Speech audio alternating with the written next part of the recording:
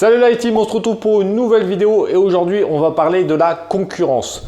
Quand considérer qu'il y a trop de concurrence et qu'il ne faut pas se lancer sur un marché?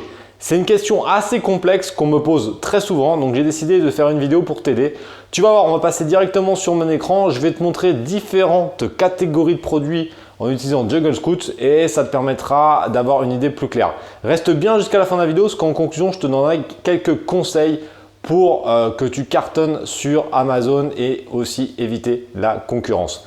Allez, on se retrouve directement sur mon écran. Let's go!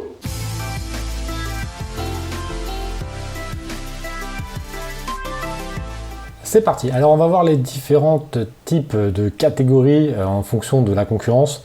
Et là j'ai commencé avec un premier avec les... c'est ce que je te disais, un marché énorme avec énormément de concurrents. Donc là j'ai cherché avec Jungle Scout, j'ai mis au moins 760 ventes et en compétition au moins 7 sur 10. Et en recherche, tu vois, on a des cartes micro SD. Une carte micro SD, on est sur une base, donc hop, sur toutes les catégories, on est sur une base de 50 000. Donc là, je considère qu'au-delà de 40, 50 000, on est sur des très gros marchés, mais avec énormément de monde. Donc là, la solution que tu as pour te démarquer, c'est d'aller chercher des mots-clés avec iGros. Donc là, tu vois, j'ai tapé micro SD dans le niche tool et ça te permet d'avoir des idées produits, des idées de mots-clés, je vais y arriver, qui sont très peu utilisées. Attention, ne mets pas de marque à l'intérieur. Ça, c'est interdit par les règles Amazon. Par contre, tu vois, il y a souvent les gens qui ne savent pas écrire. Ça, par exemple, pour les adaptateurs, j'ai vu que tout à l'heure, c'est écrit adaptateur. Et là, adaptateur, tu vois, c'est des moyens de faire du position assez facilement. Après, il y a beaucoup de marques, donc il faut vraiment faire gaffe. Tu vois, carte micro SD, 200 Go. Tu vois, par exemple, les grosses cartes SD, je sais que ça, c'est un bon business. Si on tape, par exemple, 200 Go, tout de suite, il y a beaucoup moins de résultats parce que forcément, c'est chaud, quoi. C'est 200 Go, ça commence à faire, quoi. Donc voilà, tu vois, il y a des créneaux comme ça. Toujours, il y a des créneaux, mais il faut chercher un petit peu. Donc là, les gens, ils chercheraient ça, donc il faut taper des grosses. Bref, c'est pas le sujet de la vidéo, c'est juste pour te montrer. Sur un domaine comme ça, le seul moyen, c'est de trouver de la différenciation toujours pareil et d'aller chercher ce que les gens recherchent avec iGros, des petites, je sais pas, tu vois, du 32 ou du 16 Go, t'es foutu, quoi. Après, il faut rentrer dans des domaines un peu plus select. Mais grosso modo, ouais, au-delà de 50 000, ça reste sur des gros marchés. J'avais montré, je vous montre assez souvent, tu vois, par exemple, iPhone XR, on est sur déjà 60 000 résultats. Donc, si tu fais que ce mot-clé-là et que tu vas pas chercher de longue traîne, waouh! 60 000, là par exemple, c'est chaud. Mais la clé, comme je t'ai dit, c'est d'aller chercher des mots-clés de longue traîne. Donc là, par exemple, je suis sûr que si jamais je te mets transparente, bon, on est encore à 40 000, mais peut-être silicone. Après, il faudra creuser. C'est pas le sujet de la vidéo, mais ouais, c'est chaud. Tu vois, même ces produits comme ça, c'est tellement un carton énorme que même avec plusieurs mots-clés, ils sont déjà à plus de 100 commentaires alors que les produits viennent d'arriver. C'est chaud. Ça, c'est méga chaud. Là, ça a été mon business pendant 10 ans, donc je peux te garantir que c'est chaud. Par contre, quand tu te positionnes bien là-dessus, tu fais des chiffres énormes. Et il faut bien se positionner. Donc ça, c'est la catégorie numéro 1. Un énorme marché, mais c'est compliqué d'aller chercher des petites parts. Mais une petite part peut faire beaucoup d'argent. Donc ça, c'est la solution numéro 1. Comme je te dis, c'est le seul moyen, c'est de se différencier un peu. Ensuite, la deuxième catégorie, on va dire, sur un marché moyen, on va se situer, allez, on va dire dans les 200 ventes jusqu'à 400 ventes. Allez. Donc là, on est sur un marché moyen et en concurrence, on va mettre 6, peut-être 5, 8 pour te donner une idée. On va chercher pour voir si on peut trouver un truc un petit peu intéressant. Alors, tiens, on a des coques encore. Qu'est-ce qu'on a? Support, radio réveil avec 2A. Casque. Il y a beaucoup d'erreurs, tu vois ça. Chargeur 3 ports. Tiens, on va aller voir chargeur 3 ports. Ça aussi, c'est un de mes business, donc je connais un petit peu. Juste pour te montrer, donc là, on va être à combien? Voilà, on est à 3000, donc ouais, ça, c'est des marchés, on va dire, moyens. C'est quand même des bons marchés, mais avec quand même entre 2000 et 10 000 résultats. Là, c'est pareil, sur un mot-clé comme ça, on peut se positionner relativement bien. Il y a des gros acteurs sur le marché dans la téléphonie, donc c'est ça qui est un peu plus compliqué. C'est d'arriver à se positionner sur des secteurs un peu comme ça. Mais là, c'est des marchés qui sont moyens, donc là, c'est la téléphonie, mais bon, on pourrait prendre un autre domaine. Luminaire pour bébé, on peut regarder un petit peu ce que ça donne également, mais là, logiquement, on va se retrouver à peu près dans les mêmes eaux. Ouf, voilà, non, c'est un peu beaucoup là. Là, c'est trop large. Ça, 200 000, là c'est chaud. Donc là, non, là, c'est trop compliqué. Qu'est-ce qu'on aurait? Les gens savent pas écrire, hein, c'est un truc de fou. Support téléphone magnétique. Bah, en fait, c'est que la téléphonie. Hein. Je me dis que j'aurais peut-être dû rester dans la téléphonie. Ouais, 100 000. Bon, là c'est des genres de domaines, c'est chaud. Là. Franchement, c'est méga chaud. Et voiture. Bon, là, on est dans la catégorie numéro 1. Bref, tu as vu un petit peu que c'est compliqué là-dessus. Il y a vraiment beaucoup de téléphones. Hein. Filtre Brita Carafe, ça donne quoi ça? Voilà. Bon là c'est un marché plutôt un peu plus simple déjà. Bon bref, là on va dire qu'un marché moyen, au final c'est pas forcément, moi c'est sûr que je redoute un peu, quand tu vois tu as 3000, 10 000 résultats sur Amazon et que tu as des ventes à maxi 300 ventes par mois, ça fait 10 par jour, c'est pas forcément le meilleur créneau parce que tu es un peu le cul entre deux chaises, c'est un marché moyen, mais il y a quand même assez de monde, donc franchement... Tu vois, ça, je considère que c'est quand même un petit peu compliqué d'être sur des créneaux comme ça. Après, le troisième, qui est vraiment bien, c'est quand tu as très peu de concurrence, donc là, on va dire 0 à 3, mais que tu as quand même au moins, en moyenne, on va dire, une centaine de ventes par mois, entre 100 et 300. Bon, on s'en fout, c'est pas précis, mais c'est pas grave.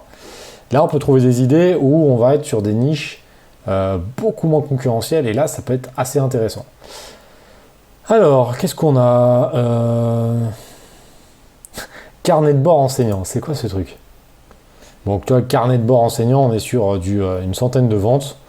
Je vais regarder exactement ce mot-clé là, parce que ça me parle pas trop. Ah ouais, ça existe. Hein. Voilà. Alors ça, c'est le genre de produit qui est cool. Carnet de bord enseignant, bam, là tout de suite, on a 160 résultats. Donc on va dire moins de 500 ou moins de 1000. On est sur des domaines assez précis. Alors, on va dire moins de 500 pour vraiment faire très très simple, moins de 500.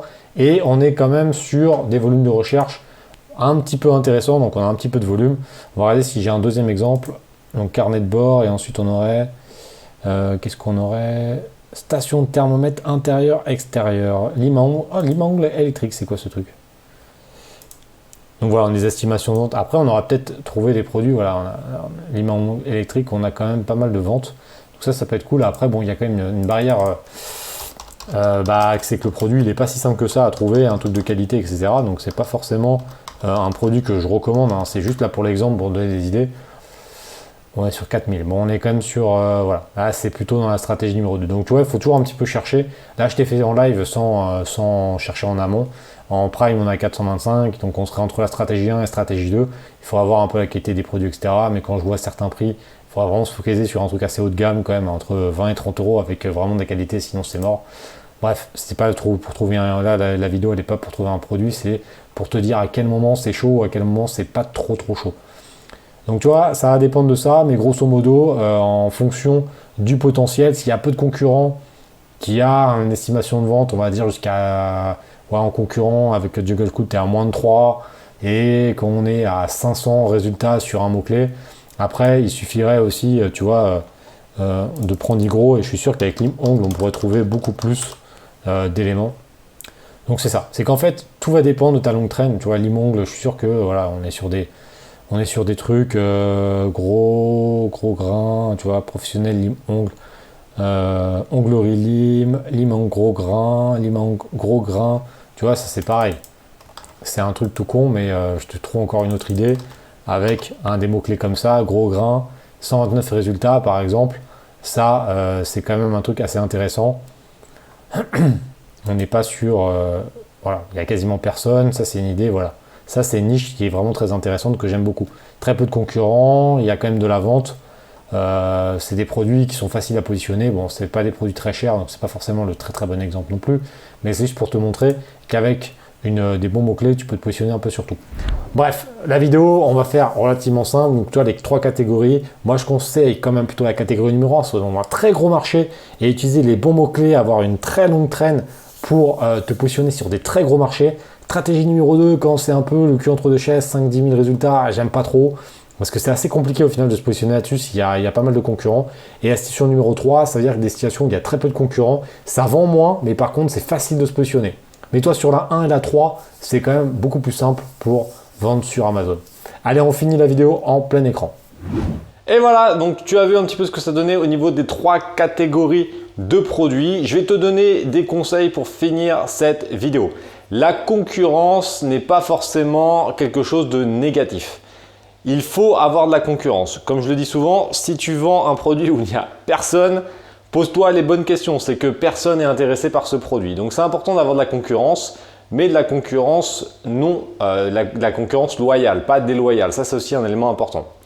Le piège qu'il faut éviter, c'est de rentrer dans le cheap et dans la guerre des prix. Ça, je l'ai expliqué dans une vidéo qui s'appelle « Comment vendre cher sur Amazon » que je vais te remettre directement ici. C'est important de te positionner un peu plus haut de gamme avec de la différenciation, une création de marque et un bon storytelling. Si tu rentres dans la guerre des prix, tu es mort. C'est même pas la peine, tu n'y arriveras pas, c'est certain. Donc c'est important de te différencier. Concernant les catégories de produits, comme je te dis dans la vidéo, moi j'ai eu les meilleurs résultats que j'ai eu, c'était dans les catégories 1. Bizarrement, celles qui étaient les plus concurrentielles. Mais c'était concurrentiel, mais il y avait tellement de clients que tu arrives toujours à t'en sortir. Tu commences un petit peu au début. Alors au début, forcément, tu vends rien parce qu'il y a beaucoup de monde. Et au fur et à mesure, au bout de quelques semaines, ça prend quelques semaines, mais tu commences à monter. Et plus tu montes, plus tu vas être visible. Là, tu vas toucher un potentiel énorme. Donc c'est pour ça que moi, personnellement, j'ai eu des meilleurs résultats dans la catégorie numéro 1.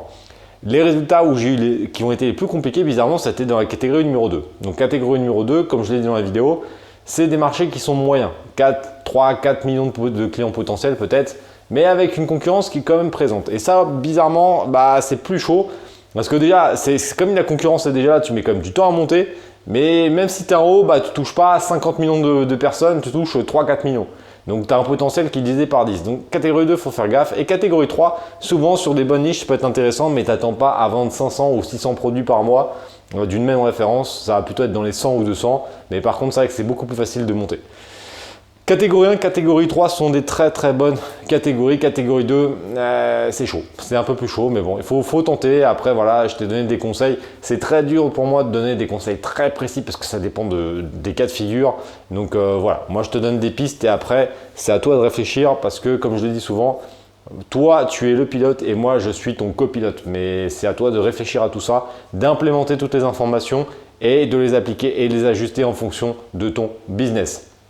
N'oublie pas de t'abonner à la chaîne YouTube si ce n'est pas encore fait. Tu peux mettre un like et tu peux mettre en commentaire quelles sont les catégories de produits que tu vends. Est-ce que tu es en catégorie 1, 2 ou 3 ou les 3? Donc tu peux mettre ça en commentaire et on se retrouve pour une prochaine vidéo bientôt. Ciao!